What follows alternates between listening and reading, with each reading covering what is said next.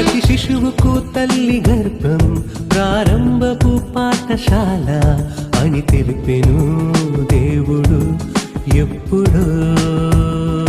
యోహాను తల్లి గర్భమందు మరియ వందనం వినగానే గంతులేసెను గర్భంలో.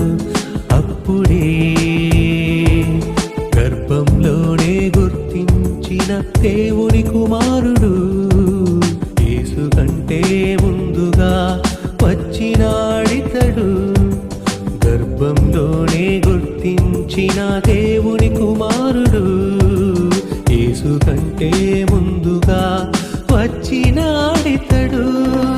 లోకంతో పని ఎందుకు తనకు, దేవుని పనులే ముఖ్యం తనకు. క్రీస్తు సువార్తను స్థిరపరచుటకు పరలోకం కొరకు. లోకంతో పని ఎందుకు